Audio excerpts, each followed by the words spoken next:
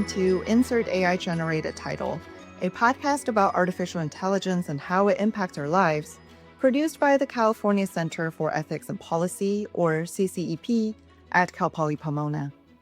My name is Tiffany Ju. I'm an assistant professor of global ethics and technology at Old Dominion University, a faculty fellow with CCEP, and your host. In the spring of 2025, our student fellows explored the ethical and policy issues arising from the rapid development of AI, including privacy, fairness, and bias, as well as larger questions of truth and our very perception of reality. How can we use and design AI in responsible ways? When, if ever, should we trust it? In this season's episodes, students will draw from our seminar discussions and their own lived experiences to explore how AI is affecting education, creativity, scientific inquiry, and human relationships.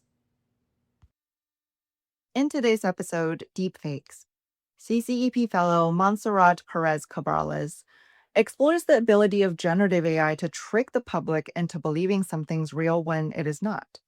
To do so, she shares some high-profile images created by Gen AI with students on campus to test whether they can tell what's real.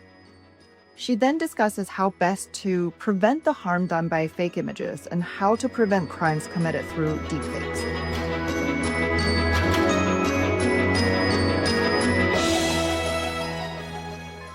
Have you ever wondered if what you're looking at is real? Imagine being peacefully at your home, scrolling down any social media app you know, when you see an image that doubts its authenticity. What can tell you an image is real, not modified or artificially generated?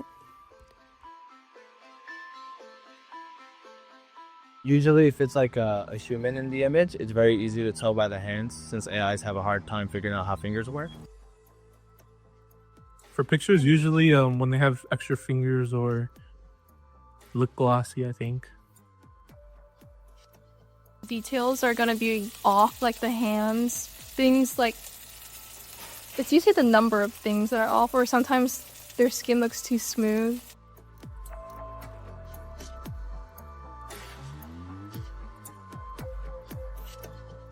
Today, we show the public an image that everyone might know already. The infamous image of the little girl crying while holding a dog in her arms during the Hurricane Milton. An image that has been seen since the terrible event in 2024. We asked the public what they think about the image and whether it is real. No, I don't think it's real. Why do you think so? It might be like a real picture and then it had editing after, but in that case it would still not be real. But I would say because of just how pungent the colors are, you usually don't see those type of colors without like not color grading at first, and that's something AI does for you. The image is AI generated. On social media, it has been revealed multiple times using different methods, whether it is comparing images or pointing out the deranged backgrounds with surreal narrative. From this, could we be sure we know how to distinguish AI and reality from one another? Currently, yes, but I'd say in the future, probably not so much. What do you think so? It's just going to get better, like compared from now to 2 years ago. Yes, but I think AI is gonna get better at looking real, so in the future, maybe not. Can we, as the newer generation in the adult world, say the same about older generations? For example, our mothers and fathers, uncles, aunts. No, they can't tell AI generated or not. Some examples being my grandparents believing that some Nigerian prince looked very good and wanted her. Yeah, that was weird. That was a weird talk with her. There might still be some doubts among the older population. One of our examples involves a 65-year-old Republican politician, involved in social media as many of us are, but who, after seeing the image on X, better known as Twitter, could not distinguish the image's veracity, commenting on it as of a real one, showing clear empathy. If this happens already within the more educated part of the population, how will the other part react? We keep in mind that most of the older generation lacks of the same level of internet education that we might have.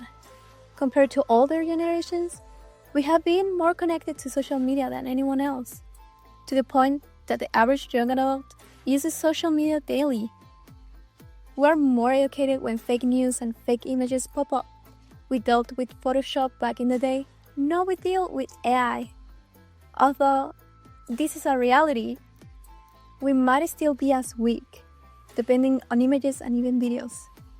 Next up, we show the public a photo of a Canadian politician in one of his campaigns. Mark Carney. The photo involves a big crowd of people surrounding him while listening to him. On Twitter, it has been suspected the image might be AI generated, mostly based on the people being chopped or the cameras of the spectators not being accurate to what they have in front of them. Let's see what the public thinks and why they think that. I don't think it's real. No. Why do you think so? I don't know. I'm just looking at the signs they're holding up. It might be in a different language, but it's Canada. They're holding Canadian flag, so it doesn't look like a different language. But the sign, it's hard to read. I can't really tell. I think it's real. Okay, why do you think so? The heads aren't merging. Fingers are fingering, I guess. Or they don't look all clumped together. Although many accusations have been made, the image is real, proven by actual footage of the event that shows the exact moment where the photographer takes the infamous picture, as proven by CBC News. Will videos be different? Finally, we show the public something that they can be more familiar with, a Coca-Cola winter commercial. We show the starting second of the commercial that stars multiple shots of Coca-Cola trucks and people enjoying their time. We asked the public their opinion on it. Feels CGI. It feels like CGI because they do this kind of stuff a lot, but like... I know because this commercial was talked about. Okay. I think this is AI. AI. What do you think so? Why do I think? I don't think I've seen a cola ad like this.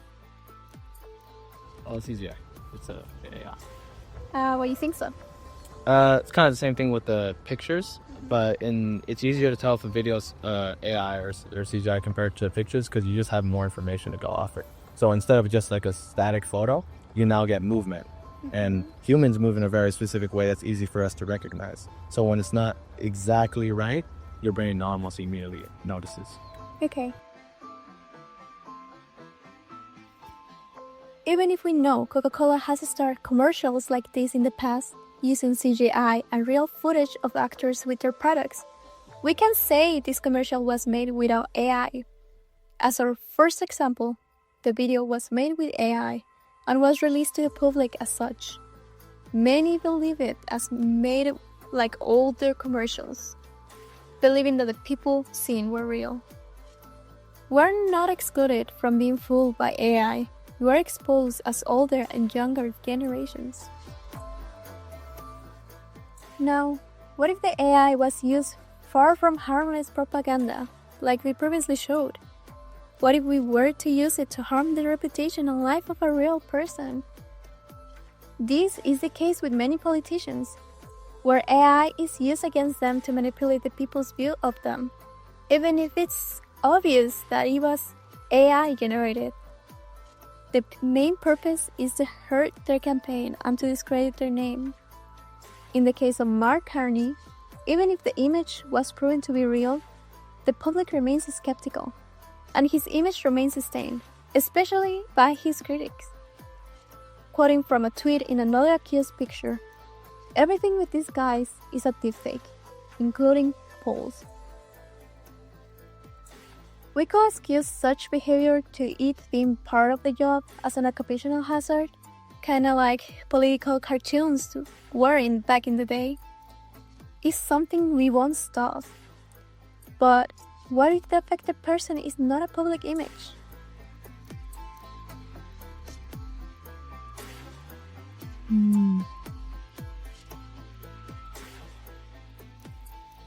Imagine the situation of a person, a young adult, whose moods have been spread through their social cycle and their job, and/or educational environment. The images seem real, and they even have the face of the person, but they had repeatedly said that the images are not real. And now, for instance, we're skeptical, but we decide to help them find the culprit who spread such images. After bringing it to officials and getting the help to do an internet search, the culprit is found and later confirmed to have done the images using an unregulated generative AI. The culprit gets a slight sentence, but now the victim has been exposed to the public around them with false images of their bodies. Something so private and fragile that it will forever affect the view of their acquaintances and relatives. What if all this happened, but instead of a young adult, the victim is a teenager, ranging from 12 to 16 years of age, and the culprit was another teenager, about the same age.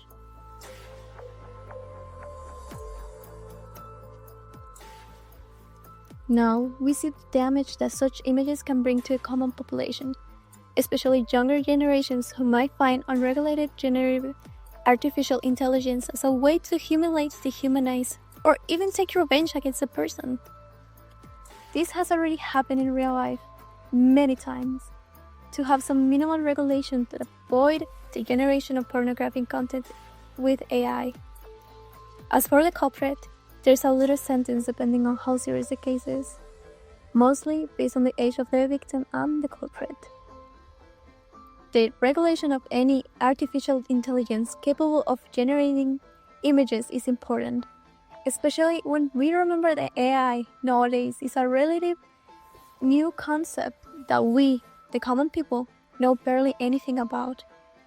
The most we can know, and that is certain, is that AI grows its knowledge based on its connection to the public internet.